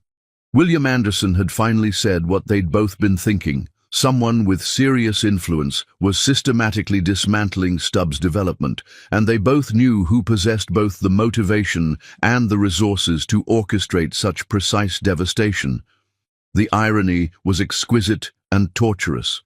Sophie had been his secret weapon during their marriage, the brilliant analyst who'd reviewed every major deal, who'd caught flaws in contracts that could have cost millions, who'd built the financial models that had made Stubbs' development a powerhouse. He'd taken credit for her insights, had presented her work as his own inspiration, had treated her contributions like background noise rather than the foundation of his success. Now she was using those same skills to tear down everything they'd built together, one calculated move at a time. His phone buzzed with a text from his mother. "Lunch cancelled. I need space to think about the man you've become." Even Eleanor Stubbs, who'd defended him through every childhood transgression and professional controversy, had finally reached the limit of her maternal loyalty. The bottle of Macallan 25 sat on his coffee table, nearly empty, despite having been full when he'd opened it at noon. Alcohol had become his most reliable companion, the only thing that could quiet the voice in his head that replayed Sophie's words on an endless loop. "That ring carries your betrayal, not your love." The penthouse felt like a mausoleum, every room haunted by memories of the woman who'd once shared this space, who'd filled it with laughter and warmth and the kind of domestic happiness he'd been too arrogant to appreciate. The kitchen where she'd made Sunday morning pancakes, the library where she'd read while he'd worked late, the bedroom where she'd waited for him to come home, to choose her over whatever deal or client or mistress had captured his attention that day. Now it was just expensive furniture, arranged in rooms that echoed with his own breathing and the distant hum of a city that had moved on without him. His laptop sat open to a Google search that had become his nightly obsession. Sophie Queen, New York. The results were a parade of professional triumphs and social appearances that documented her transformation from abandoned wife to Manhattan's most sought-after business consultant. Every photo showed her more radiant than the last, usually accompanied by some eligible bachelor who looked at her with the kind of reverence Corbin had never shown when she'd been his to cherish. Tonight's particular torture was a society blog post about a charity gala at the Metropolitan Museum of Art. The headline read, "Mystery Maven Sophie Queen Dazzles at Annual Arts Preservation Benefit," accompanied by a photo that stopped his breath completely. She wore a black evening gown that transformed her into something between a goddess and a work of art, her hair swept up to reveal the elegant neck he'd once kissed, her smile radiant as she posed with Thomas Anderson, the pharmaceutical heir who seemed to be her most frequent companion these days. They looked perfect together.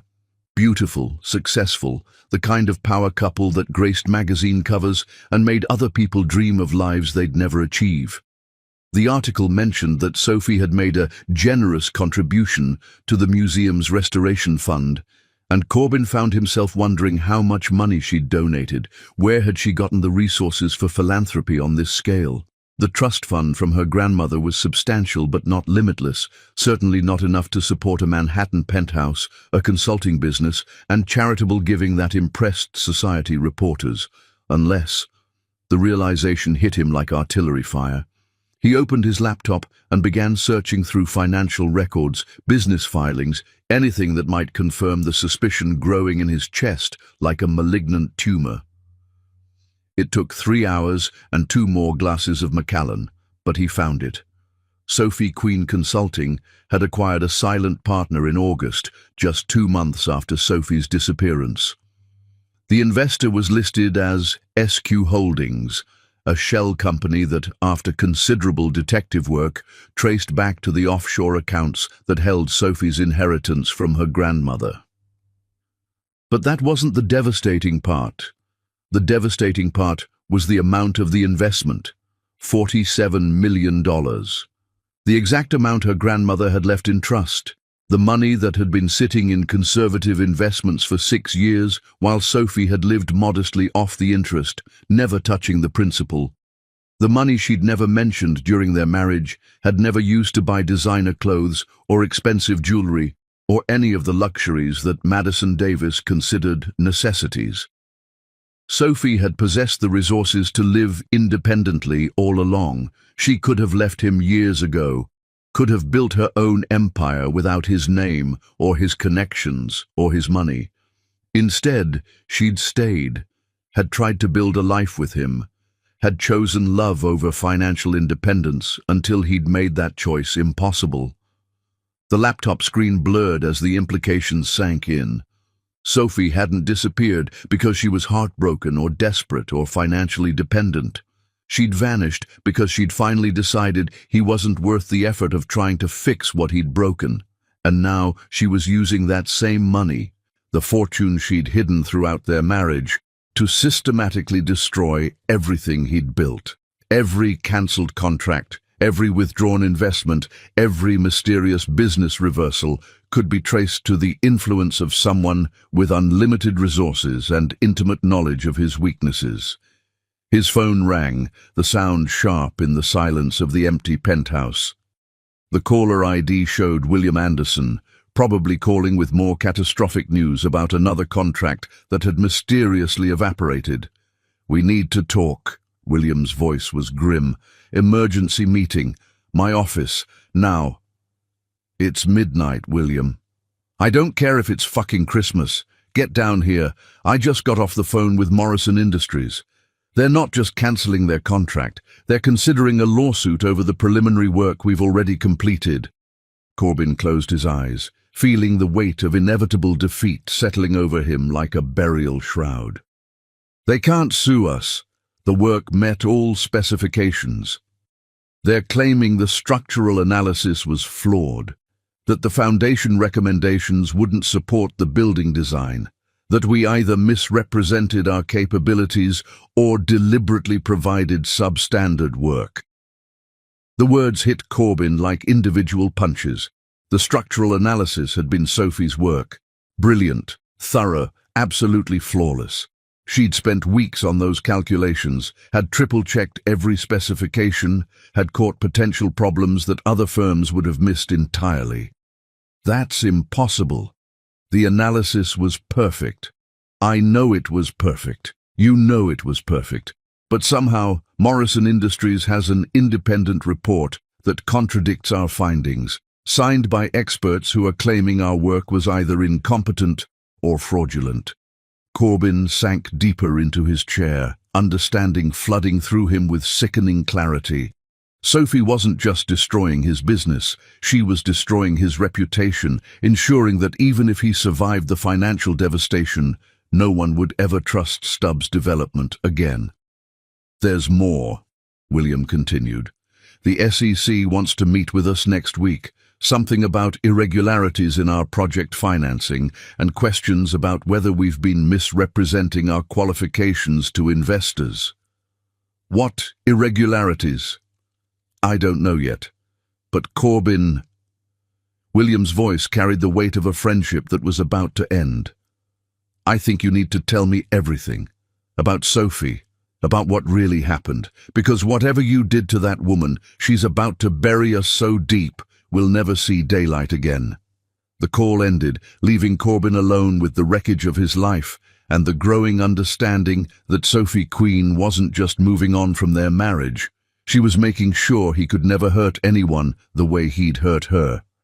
He poured the last of the Macallan and walked to the windows overlooking the city that had once felt like his kingdom. Somewhere out there, Sophie was probably asleep in her own penthouse, surrounded by the trappings of success she'd built without his help or his permission. She was winning, and she was doing it with resources and intelligence she'd possessed all along, but had never used against him until she'd made her disappearance the only viable option. The most devastating part wasn't that she'd hidden her wealth throughout their marriage. It was that she'd chosen to be financially dependent on him, had voluntarily given up her autonomy because she'd believed their love was worth more than her freedom, and he'd repaid that trust by calling her ugly and cheating on her with a woman who saw him as nothing more than a bank account with good bone structure. As Manhattan glittered below him like a circuit board of broken dreams, Corbin realized that he'd finally found rock bottom. It wasn't the business failures, or the social humiliation, or even the complete destruction of his reputation. It was the understanding that Sophie Queen had loved him enough to make herself vulnerable, and he'd been too stupid to recognize that vulnerability as the gift it was. Now she was showing him exactly what he'd thrown away, one calculated move at a time. The whiskey burned his throat as he finished the bottle, but it couldn't touch the cold that had settled in his chest. Tomorrow, William would resign from their partnership. His mother would continue avoiding his calls, the SEC would begin their investigation, and Sophie would continue building her empire while his crumbled to dust. He'd thought rock bottom was standing in the rain begging for her attention. He'd thought it was being called Sir in a Columbia lecture hall. He'd thought it was kneeling on marble floors while she walked away from engagement rings and broken promises. But he'd been wrong. Rock bottom was this. Sitting alone in his empty penthouse, finally understanding that Sophie Queen had loved him with a fortune at her disposal and had chosen to depend on him instead, and he'd thrown away that trust for a woman who would have left him the moment his bank account ran dry. His obsession was about to explode in the most shocking way. Chapter 9. The Discovery. Obsession is a strange alchemy that transforms love into something toxic, and when that poison reaches critical mass, it drives even rational men to acts of desperate stupidity that would horrify their former selves. The private investigator's office smelled like stale coffee and broken dreams, its filing cabinets stuffed with the secrets of Manhattan's elite and the evidence of their various indiscretions. Marcus Webb had been tracking unfaithful spouses and corporate espionage for 23 years, but he'd never seen a client quite as deteriorated as Corbin Stubbs, who sat across from his desk looking like a scarecrow dressed in what had once been a $5,000 suit. "You want me to follow your ex-wife?" Webb said, his voice carefully neutral as he reviewed the retainer check that would keep his office running for another month. "Mr. Stubbs, I have to ask, have you considered therapy? Or maybe a vacation somewhere far from Manhattan?" Corbin's laugh was bitter, sharp enough to cut glass. "I've considered a lot of things, therapy, vacation, drinking myself to death. But what I need is information. I need to know where she goes, who she sees, what makes her happy now. I need to understand who Sophie Queen really is." Webb studied his client with the practiced eye of someone who'd seen obsession in all its forms. Corbin had lost at least 25 pounds, his expensive clothes hanging off his frame like borrowed costumes. His hair was unkempt, his eyes were bloodshot, and his hands shook with the slight tremor of someone who'd been using alcohol as medication for too long. "What exactly are you hoping to accomplish with this surveillance?" "I need to find her weakness. Some way to reach her, to make her listen, to prove that I've changed." Corbin's voice cracked on the words. "She treats me like I'm invisible, like I never existed, but she has to have some vulnerability, some way I can show her that what we had was real." Webb had been in this business long enough to recognize the difference between heartbreak and dangerous obsession. This felt dangerously close to the latter. "Mr. Stubbs, I'm going to be direct with you. Following your ex-wife around Manhattan isn't going to win her back. It's going to get you arrested for stalking. I'm not asking you to stalk her. I'm asking you to provide me with information, her schedule, her habits, the places she frequents. I need to understand her life now." Against his better judgment, Webb accepted the case. The retainer was substantial. His bills were mounting, and Corbin Stubbs didn't seem like the type to escalate to violence. He just seemed like a man drowning in regret who was grasping for any lifeline that might lead back to the woman he'd lost. The surveillance began immediately, and within 3 days, Webb had compiled a comprehensive profile of Sophie Queen's new life. What he discovered was a woman who'd constructed a routine that was both impressive and heartbreaking in its solitary perfection. Sophie's days began at 5:30 a.m. with a workout at an exclusive Upper East Side gym, where she trained with a personal trainer who looked like he'd been carved from marble. She walked to work regardless of weather, always taking the same route through Central Park that allowed her to feed the ducks at the reservoir. Her office building housed the most successful consulting firm in Manhattan, where she worked 12-hour days with a dedication that suggested someone using professional achievement to fill emotional voids. But it was her evening routine that provided the information Corbin was really seeking. Every Tuesday and Thursday, Sophie Queen took herself to tea at the Blue Box Cafe inside Tiffany & Company, where she sat alone at a corner table, reading business journals while sipping Earl Grey and picking at delicate pastries she never quite finished. It was a ritual that spoke of someone who'd learned to enjoy her own company, but hadn't quite figured out how to fill all the empty hours that solitude provided. Webb's photographs captured her in unguarded moments, stirring her tea while lost in thought, gazing out the windows at Fifth Avenue with an expression that might have been contentment or might have been carefully constructed composure. She was always elegantly dressed, always perfectly presented, but there was something in her posture that suggested she was still learning how to be alone without feeling lonely.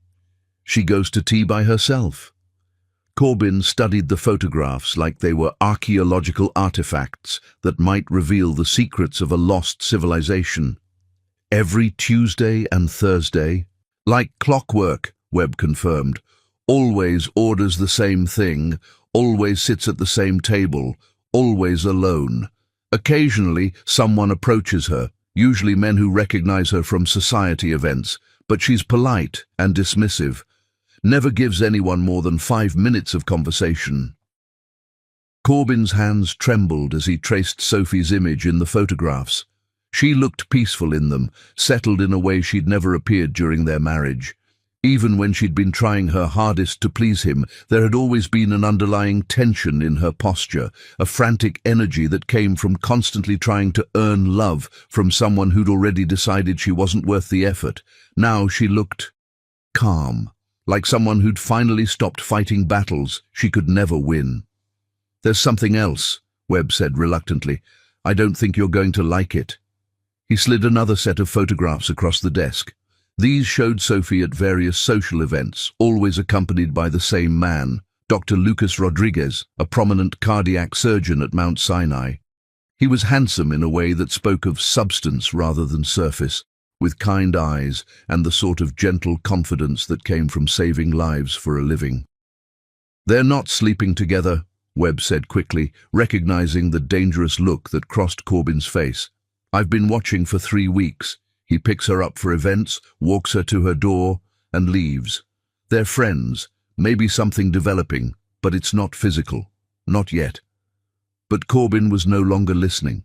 He was staring at a photograph of Sophie laughing at something Lucas had whispered in her ear, her face lit up with genuine joy in a way he'd never seen during 7 years of marriage. She looked young, carefree, like someone who'd rediscovered the possibility of happiness after convincing herself it was permanently out of reach. "When?" Corbin's voice was barely a whisper. "When do they meet?" "Usually Friday evenings for gallery openings or charity events. But sometimes—" Webb hesitated, then pushed forward with information he knew he shouldn't be sharing. "Sometimes he joins her for tea. The last 3 Thursdays, actually. They sit at her usual table and talk for hours." The revelation hit Corbin like artillery fire.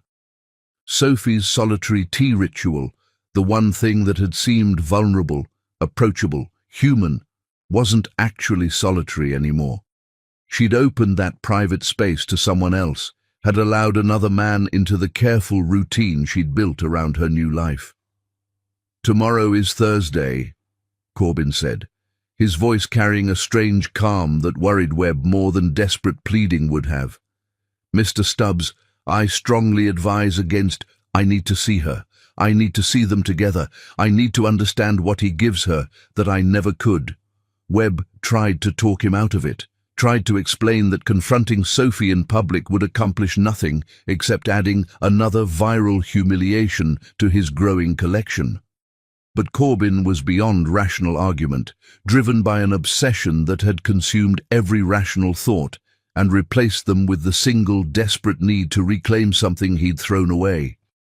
As he left Webb's office, Corbin felt a strange sense of purpose for the first time in months.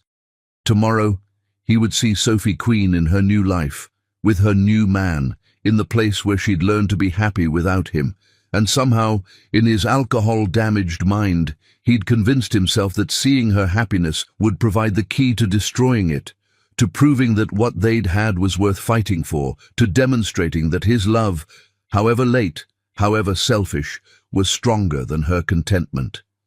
He spent the night planning what he would say, how he would approach her, what words might crack the armor of indifference she'd built around herself.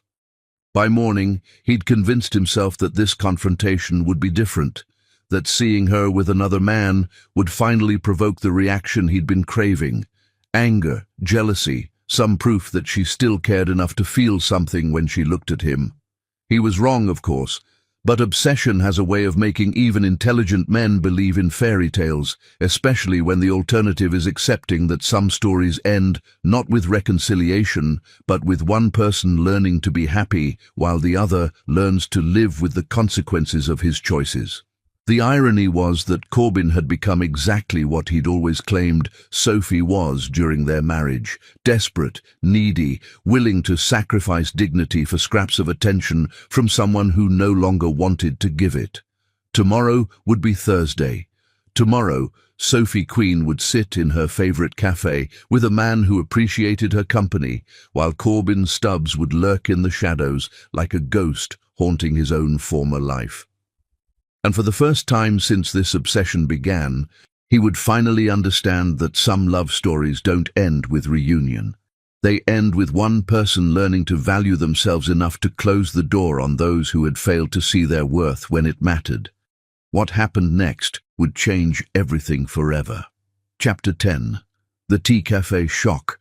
Sometimes the heart's desperate gambles pay off in ways that have nothing to do with winning or losing, and everything to do with two broken people finally seeing each other clearly for the first time in years. The Blue Box Cafe inside Tiffany & Company existed in a world where everything was perfect, from the robin's egg blue walls to the delicate bone china that transformed afternoon tea into an art form. Fifth Avenue stretched beyond the windows like a river of possibility, while inside, conversations were conducted in the hushed tones reserved for sacred spaces and expensive mistakes. Sophie Queen sat at her usual corner table, a vision in navy cashmere that transformed the simple act of stirring tea into something approaching ballet. Across from her, Dr. Lucas Rodriguez watched her with the kind of patient attention that spoke of a man who'd learned to listen before speaking, to observe before judging, to value substance over surface. The Morrison Industries consultation is fascinating, Sophie was saying, her voice carrying the enthusiasm of someone who'd rediscovered professional passion after years of having her insights dismissed or credited to someone else. They think their problem is structural engineering, but it's actually organizational psychology. The building failures are symptoms of communication breakdowns between departments that haven't spoken honestly in 5 years. Lucas smiled, the expression transforming his already handsome face into something that could have powered the cafe's chandeliers. You see everything as a puzzle to be solved, don't you? Even broken buildings become metaphors for broken relationships. Maybe that's why I'm good at fixing companies, but terrible at fixing marriages. The words came out lighter than Sophie intended, but she caught herself immediately. Sorry, I don't usually bring my personal disasters to tea. Your personal disasters led you to become the most sought-after consultant in Manhattan. I'd say you've managed the transition admirably. Sophie stirred her Earl Grey with mechanical precision, her mind wandering to places she usually kept locked during business hours. 6 months of transformation, 6 months of building a life that was entirely her own, and she was finally beginning to believe that happiness might be possible without the constant anxiety of trying to earn someone else's love. Lucas represented something she'd forgotten existed, the possibility of being valued for who she was rather than who someone else wanted her to become. He was brilliant without being arrogant, successful without being cruel, handsome without being vain. More importantly, he looked at her with genuine interest rather than the calculating assessment she'd grown accustomed to receiving from men who saw her beauty as a prize to be won rather than a person to be known. There's something I've been wanting to ask you, Lucas said, his voice carrying the slight hesitation of someone approaching territory that might be marked with landmines. Ask away. The charity gala next Friday. Would you consider attending as my guest rather than just a colleague? I know we've been taking things slowly and I respect your need for space, but I'd like to explore the possibility of this becoming something more than friendship. Sophie's heart performed a small somersault that had nothing to do with caffeine and everything to do with the realization that she was ready to consider opening her heart to someone who might actually deserve the privilege. "Lucas, how dare you touch my wife?" The voice exploded through the cafe like a bomb detonating in a library. Every conversation stopped, every teacup froze halfway to lips, every head turned toward the source of the commotion that had just shattered the afternoon peace of Manhattan's most civilized establishment. Corbin Stubbs stood in the cafe's entrance like an avenging angel who'd lost his way and forgotten his purpose. His expensive suit hung on his frame like borrowed clothes. His hair was disheveled from running his hands through it during the 40-minute vigil he'd maintained outside Tiffany's, and his eyes blazed with the kind of desperate fury that came from months of obsession finally reaching critical mass. He moved toward their table with predatory focus, his attention locked on Lucas Rodriguez with the intensity of someone who'd found a target for rage that had been building since the night Sophie disappeared from his life.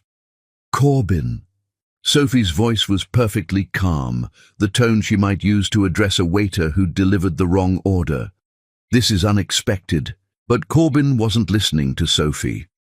His entire focus was on the man sitting across from her, the man who dared to occupy the space that had once belonged to him, who had somehow earned the right to see Sophie's genuine smile, a privilege Corbin had possessed for 7 years and had been too blind to appreciate.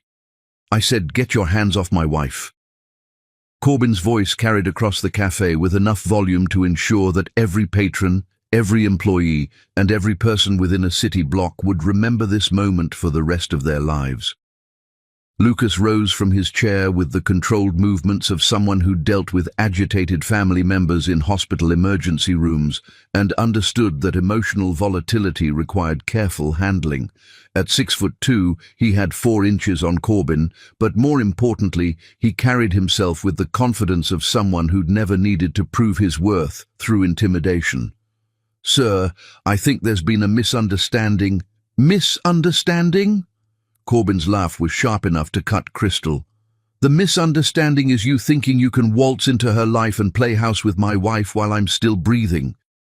Before Lucas could respond, before Sophie could intervene, before anyone in the cafe could process what was happening, Corbin grabbed the front of Lucas's shirt and shoved him backward with the desperate strength of a man who'd lost everything else and was now reduced to fighting for scraps of a love that no longer existed.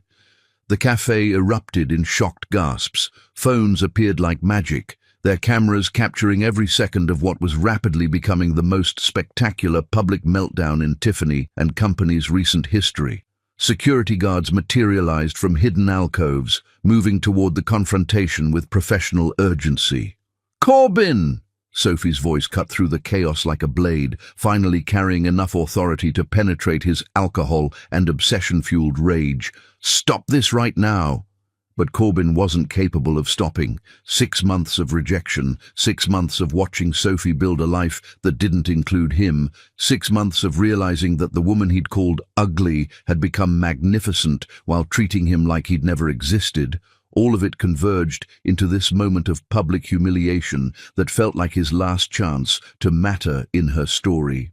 "You don't understand," he shouted, his voice cracking with desperation as security guards approached from both sides. "She's my wife, and I love her. I've loved her for 8 years, and I was too stupid to show it, but I love her." The cafe had fallen into complete silence, except for the soft click of phone cameras documenting every word. Sophie stood slowly, her movement drawing every eye in the room as she positioned herself between the 2 men who represented the before and after of her romantic life. "Wife?" Her voice was soft, but it carried through the silence with devastating clarity. "Which wife?" "Corbin." The question hit him like a physical blow. He stopped struggling against the security guards, his attention finally focusing completely on the woman who'd once loved him more than her own happiness. "Which wife?" she repeated, her green eyes holding his with the kind of intensity that made the rest of the cafe disappear. "The ugly one you married for convenience?" The fat cow you couldn't wait to divorce? The woman you called ordinary while you planned Paris honeymoons with your mistress? Each word was delivered with surgical precision, not screamed or shouted, but spoken with the calm authority of someone stating facts for the record. The cafe patrons leaned forward despite themselves, drawn into what was clearly the climax of a drama that had been building for months. Corbyn's knees nearly buckled as he heard his own words thrown back at him, each cruel syllable a reminder of how thoroughly he'd destroyed something precious. "Sophie, Or do you mean the wife who tried for 7 years to earn your love? The one who worked 60-hour weeks to support your dreams while you took credit for her insights? The woman who lost your baby and needed comfort but got cruelty instead?" Tears began streaming down Corbyn's face, each question a dagger that found its mark with devastating accuracy. The security guards hesitated, recognizing that this wasn't a simple case of a drunk customer causing trouble, but something more complex and painful unfolding in real time. "The only woman I ever loved," he whispered, his voice breaking completely. You're the only woman I ever loved, and I was too blind, too proud, too fucking stupid to see what I had until it was gone." For the first time since he'd exploded into the cafe, Sophie's composure cracked slightly, not because his words moved her, but because she finally saw something in his face that she'd never seen during their 7-year marriage. Complete honesty, not the calculated charm he'd used to win her in college, not the dismissive arrogance he'd developed during their marriage, not the desperate manipulation he'd attempted during his stalking campaign. Just raw, broken truth from a man who'd finally realized what he'd thrown away. "You love me?" Sophie's voice was barely above a whisper, but in the absolute silence of the cafe, it might as well have been shouted from rooftops. "Now you love me? After I've learned to live without you? After I've built a life that makes me happy? After I've met someone who sees my worth?" She gestured toward Lucas, who stood watching this domestic drama unfold with the expression of someone who'd stumbled into someone else's tragedy and wasn't sure whether to flee or offer first aid. "Now you decide I'm worth fighting for? When I no longer need you to validate my existence? When I've finally learned to value myself the way you never could?" The questions hung in the air like accusations at a trial. Corbyn looked into Sophie's face and saw not the desperate, love-starved woman he'd married, but someone who'd evolved beyond his reach, someone who'd learned to be complete without him. "I know I don't deserve forgiveness," he said, his voice carrying through the cafe with the weight of complete surrender. "I know I destroyed everything good between us. I know I called you ugly when you were beautiful, ordinary when you were extraordinary, worthless when you were the best thing that ever happened to me." He dropped to his knees in the middle of Tiffany's Blue Box Cafe, surrounded by Manhattan's elite, captured by dozens of cameras, reduced to the kind of public desperation that would follow him for the rest of his life. "But I see you now, Sophie. I see who you really are, who you always were, and I would give anything, my money, my business, my life, for one more chance to love you the way you deserved to be loved from the beginning." Sophie stared down at him for a long moment. This broken man who'd once controlled every aspect of her existence, who'd made her feel worthless and desperate and grateful for scraps of affection that should have been freely given. Then, slowly, she knelt down beside him, her movement causing a collective intake of breath from every person in the cafe. "Corbyn," she said softly, her hand touching his face with the gentle precision of someone examining a wounded animal. "Look at me." He raised his eyes to meet hers, and for the first time in their 8-year history, they truly saw each other. Not the roles they'd played, not the expectations they'd failed to meet, not the people they'd pretended to be, but the damaged humans they actually were. "I forgive you," she whispered, and the words carried through the cafe like a benediction. "Not because you deserve it, but because I finally understand that you were as broken as I was. You just broke differently." Hope flickered in Corbyn's eyes like a candle in a hurricane. "Does that mean—" "It means I forgive you for being exactly who you were when we met. A boy who'd never learned how to love anyone, including himself. And it means I'm grateful to you for destroying our marriage, because losing you taught me how to find myself." She stood up, her movement decisive and final. "But forgiveness doesn't mean reconciliation, Corbyn. It just means I'm not going to carry your poison anymore." The hope in his eyes died as he realized that forgiveness could be more devastating than hatred, because it meant she cared enough to release him, but not enough to rebuild what they'd broken together. "Sophie, please." "Lucas," she said, turning to the man who'd watched this entire drama unfold with remarkable grace. "I believe you asked me a question earlier." Lucas stepped forward, his hand finding hers with the natural ease of someone who'd learned to appreciate what he'd been given rather than mourn what he'd lost. "I did. The answer is yes. I'd love to attend the gala with you, as your guest, not just your colleague." She looked back at Corbyn one final time, her expression carrying not hatred or anger, but something that might have been pity mixed with genuine sadness for what they'd both lost. "Goodbye, Corbyn. I hope you find someone who can love you better than I could, and I hope you learn to love them better than you loved me."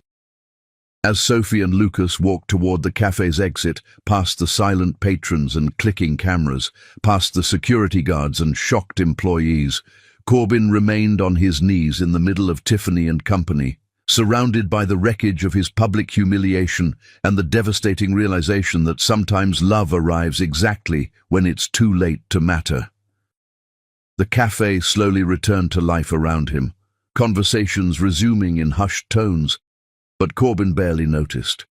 He'd finally told Sophie Queen the truth about how much he loved her, and she'd responded by choosing someone else, someone who'd learned to value her before he needed to beg for the privilege. Outside on Fifth Avenue, Sophie linked her arm through Lucas's and smiled up at him with the kind of genuine happiness that had nothing to do with her past and everything to do with the future she was finally brave enough to embrace. "That was," Lucas started. "Necessary," Sophie finished, "for both of us." As they walked toward their new beginning, Corbyn Stubbs knelt alone in the place where his marriage had truly ended, not with lawyers or papers or bitter arguments, but with forgiveness that felt like funeral bells and the sound of a woman's heels clicking away from him forever. But was this truly the end, or just the beginning of a love stronger than betrayal? For Sophie Queen and Lucas Rodriguez, it was certainly a beginning.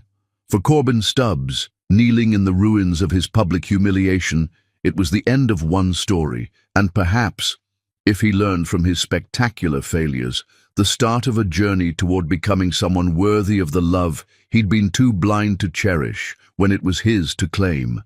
Sometimes the greatest love stories are not about getting the person back, but about loving them enough to let them find happiness elsewhere. And finally, learning to love yourself enough to become someone capable of deserving love in return. The end.